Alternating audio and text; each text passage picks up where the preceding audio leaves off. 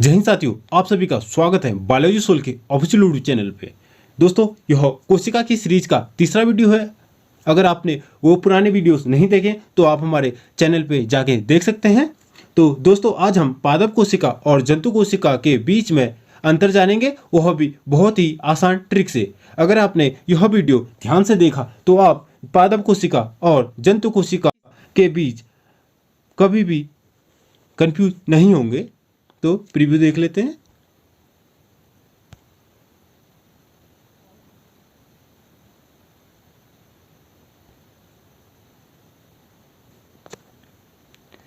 तो चलिए शुरू करते हैं। पहले प्लांट सेल और एनिमल सेल को देख लेते हैं। यह एक प्लांट सेल है जिसके चारों तरफ आपको एक मेम्ब्रेन दिख रही है जिसे कि कोशिका भित्ति कहते हैं, जो कि मोटी होती हैं, जो कि सेल को सुरक्षा प्रदान करती है। और ये जो बड़ी सी खाली जगह दिख रही है यह वैक्यूल है, और ये न्यूक्लियस है, और ये साइड में माइटोकॉन्ड्रिया, और यह गोल्गी अपरेटस, और ये प्लास्टिड्स और इसी तरह के और सेल ऑर्गेनेल्स हैं। और यह एनिमल सेल है, इसके चारों ओर यह प्लाज्मा मेम्ब्रेन, एनिमल सेल में प्लाज्मा मेम्ब्रेन और प्लांट सेल में कोशिका भित्ति।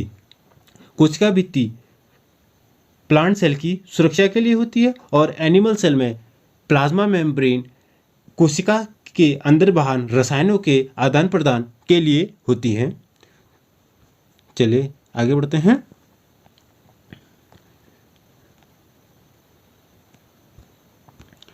हमारी ट्रिक है कोशिका हरी कैसे। हमारी ट्रिक क्या है? ट्रिक है कोशिका हरी कैसे। दोस्तों अगर आपने इस वीडियो को ध्यान से देख लिया तो आप पादप कोशिका और जंतु कोशिका में कभी कंफ्यूज नहीं होंगे। तो हमारी ट्रिक क्या है? कोशिका हरी कैसे। तो कोशिका से हो गया कोशिका भित्ति, ह से हो गया हरित लवक, री से हो गया रिक्तिका, के से हो गया केंद्रक, और एस से हो गया सेंट्रोसोम। तो पहले पादप कोशिका की बात करते हैं।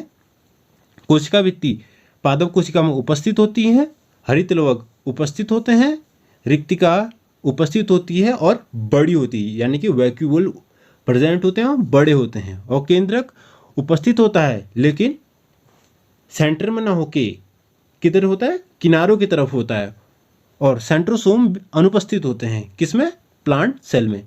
अब बात करते हैं एनिमल सेल की। एनिमल सेल्स में कोशिका भित्ति अनुपस्थित होती है क्योंकि जंतु कोशिका में प्लाज्मा मेम्ब्रेन पाई जाती है।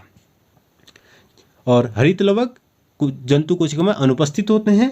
रिक्तकाएं उपस्थित होती हैं लेकिन बहुत छोटी छोटी होती है और ज़्यादा संख्या में होती है, या कह सकते हैं कहीं कभी कभी एब्सेंट भी होती हैं।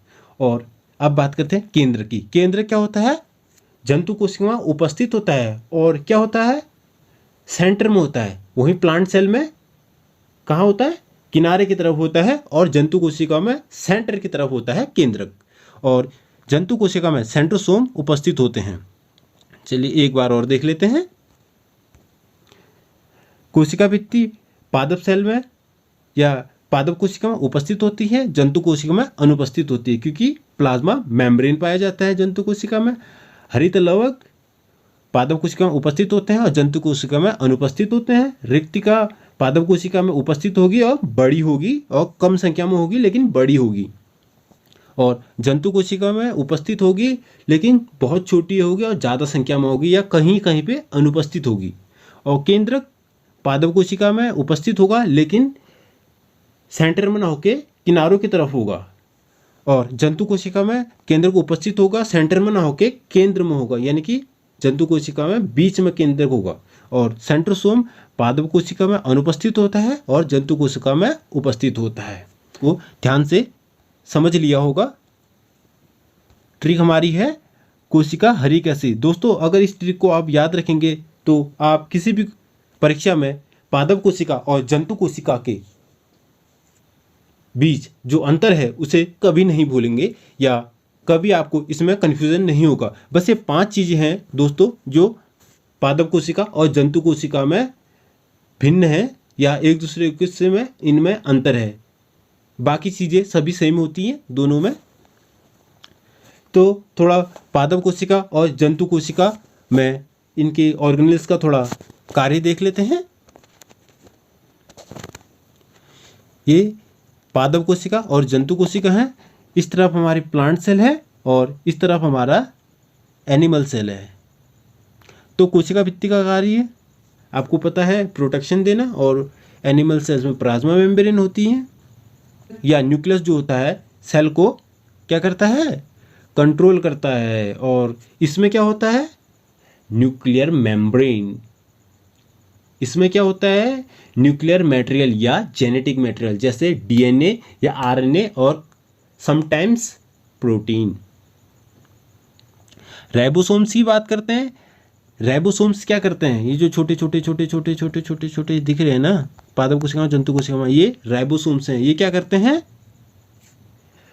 प्रोटीन संश्लेषण यानी कि प्रोटीन सिंथेसिस करते हैं। और कोशिका द्रव्य ये साइटोप्लाज्म है पूरी कोशिका में, जंतु कोशिका में भी और पादप कोशिका में ही। साइटोप्लाज्म क्या करता है, ये अधिकांश गतिविधि जो भी कोशिका के अधिकांश जो भी कोशिका में जो भी क्रियाएं होंगी वो साइटोप्लाज्म में होंगी। सारे सेल ऑर्गेनेल्स जो होते हैं साइटोप्लाज्म में बिखरे रहते हैं।